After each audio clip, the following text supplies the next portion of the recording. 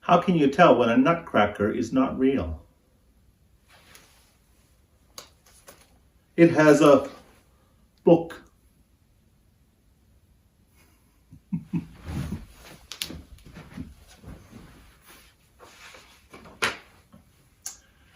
"15 days to Christmas." Jessie sat in the car making silly faces, trying to pass the time until they reached the church. The service was as lively as the week before, and Jessie found himself singing along with his mother and clapping his hands. He especially liked it when the drummer did the loud bit on the cymbals. Partway through the service, Jessie spied Jonathan sitting by himself several pews away. Jonathan did his spook face that he sometimes did in school when he was tired of listening to the teacher. Jessie flared his nostrils and puffed out his cheeks and made his goof eyes. Someone in the pew behind him tapped him on the shoulder. Jessie's head swirled round instantly. His goof eyes looked right into the eyes of Mrs. Wenzel. Her head jumped back, and her dangling earrings swung like crazy. She leaned forward to Jessie's mother and said in a low, grumbling voice, "Your boy is being extremely rude." Jessie turned to his mother and shrugged. His mother looked back, confused. At the sight of the scowling landlady, her eyes grew wide. She offered a half smile, but it did nothing to change the look in Mrs. Wenzel's face. Jessie glanced at his mum. She was staring straight ahead. She glanced at Jessie and rolled her eyes. They sat stiffly together in a pew and stayed that way until, in the middle of the service, Reverend Agnew told a funny story and they both laughed out loud. Jonathan's mother was good at telling stories, though Jessie could see that not everyone liked them. He sneaked a look behind. The landlady was looking even more grim. Reverend Agnew paused for a few seconds. "I know some of you have been used to a more solemn service. In church, we can be solemn.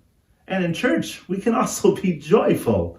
Let's sing together. Number 3 on your song sheet. I've got that joy, joy, joy, joy down in my heart." Just as the first notes were struck on the guitar, Jessie heard a muttering from Mrs. Wenzel. "Disgraceful. My husband would never have allowed the church to be turned into a dance hall." With that, she took her prayer book and walked out of the church. Later that afternoon, Jessie heard about the reason for Mrs. Wenzel's sudden departure. Jonathan and his mum had come by their house. With the school concert only a couple of days away, the mothers had set to work on the shepherd's costume. The boys were out of sight in Jessie's room playing with Lego, but the door was wide open, and Jessie heard every word of it. It seemed Mrs. Wenzel could get pretty crabby when she set her mind to it. She sees things a certain way and she's not about to change. She's even worse since her husband died. She hasn't got much patience. "I know," said Jessie's mom. "She's been calling and calling me about the rent." "Can you make a go of it with your carvings? It can't be easy." "The craft store tells me it should pick up." "You sure?" "I still have a few savings. We'll see." Jessie walked into the kitchen. He stared at his mother to see how worried she looked. "Okay, stand up on the chair," his mother said. She sounded like her regular self. "Let's see if we can make a shepherd out of you." She had taken an old bathrobe and cut it down to fit him, and used the leftover material for a headpiece. Jonathan's mother helped her tie the rope round his head and his waist.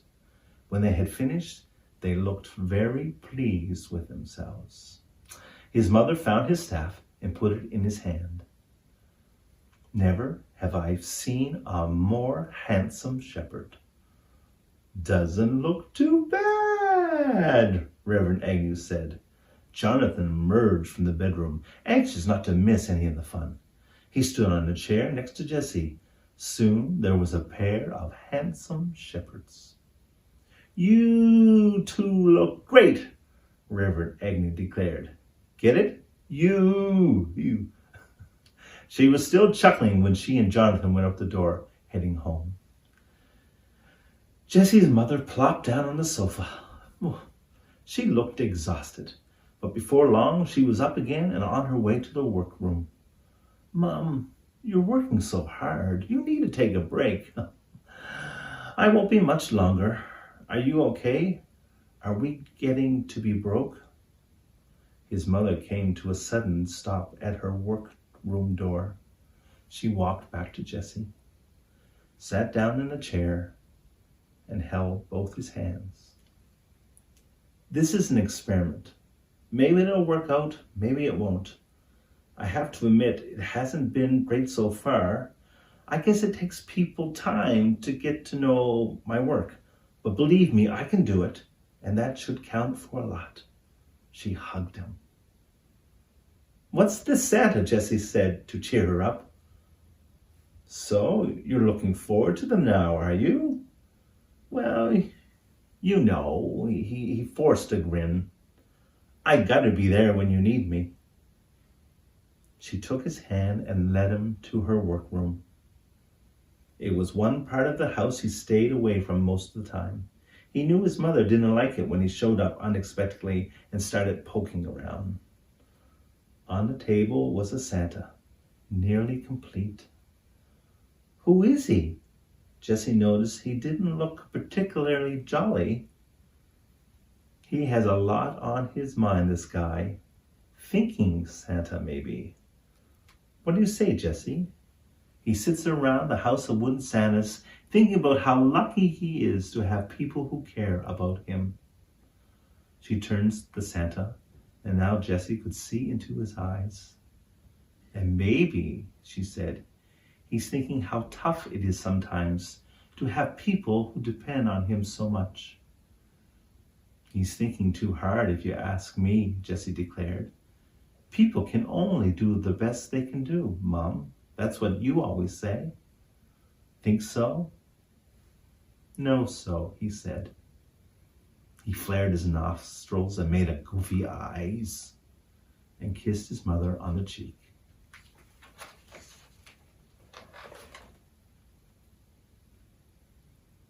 Till tomorrow.